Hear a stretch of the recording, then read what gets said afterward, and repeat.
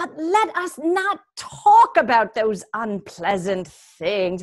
You probably would much rather hear about Franklin's triumph over polio. This was in the summer of 1922.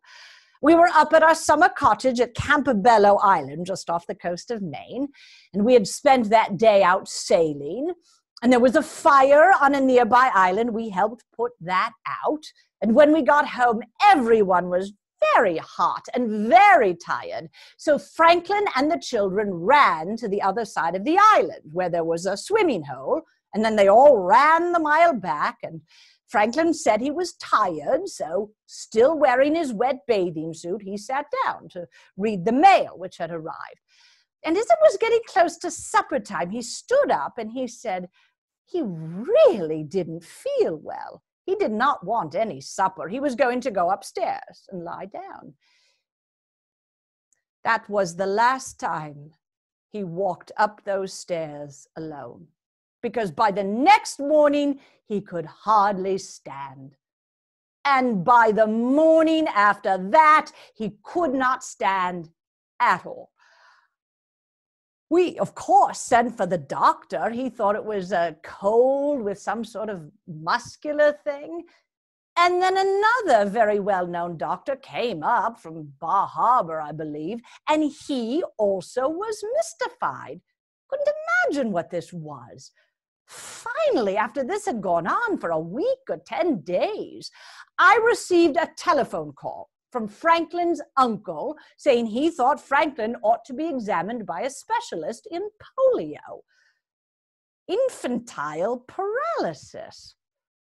This was an entirely new idea to me, but I said yes, of course. So this doctor came up, examined him, and at once pronounced it polio. I think in a way Franklin was relieved to finally know what this mysterious ailment was, but he never said a word. He just immediately began working, trying to get his muscles back. In fact, it seems to me I can recall his saying it was only a question of time. If you lived long enough, he was sure you could get your muscles back. I, of course, wanted to be useful. I went to Franklin's closest political advisor. He was this funny little man named Louis Howe.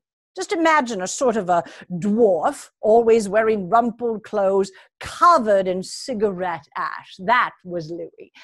And it was Louis who said, well, I ought to start working to keep Franklin's name alive. I have always said, you must do the thing you think you cannot do. So I began going to meetings and giving speeches.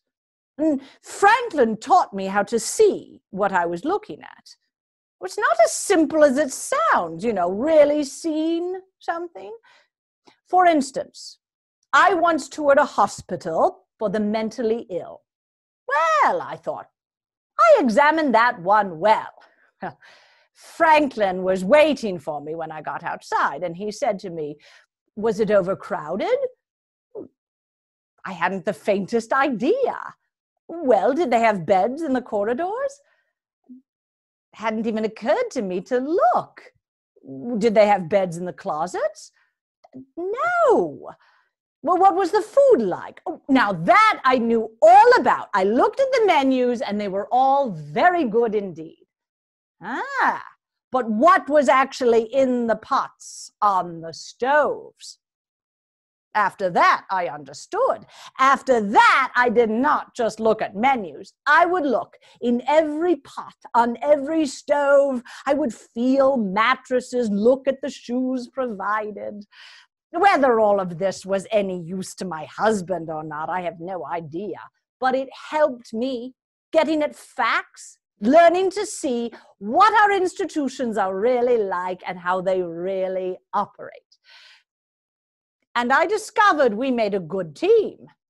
I knew all about social conditions, probably more than Franklin did. But Franklin knew politics and how you can use politics to bring about the changes you want. and we began to make a rather good team. However, I did not dream of the White House. I knew from my Aunt Edith what would traditionally lie before me, the teas and receptions, and I cannot say I was entirely pleased at that prospect. When Franklin was elected in 1932, the turmoil in my heart was rather great. I think I was a rebellious First Lady at first. For instance, I was told First Ladies do not operate the elevators themselves. I told the head usher I do not have time to wait for someone to come from the front door every time I want to go up and down stairs. This created a great deal of consternation at first, but finally I was allowed to run the elevator, which was quite an emancipation. Certain White House duties which seemed useless to me, I came to see had real value. For instance, the teas. It seemed to me useless to receive 500 or 1,000 people in an afternoon, to shake hands with each one, and then pass them on to the state dining room for 1 cup of tea and 1 butter cookie. However, to many people, the White House symbolizes government.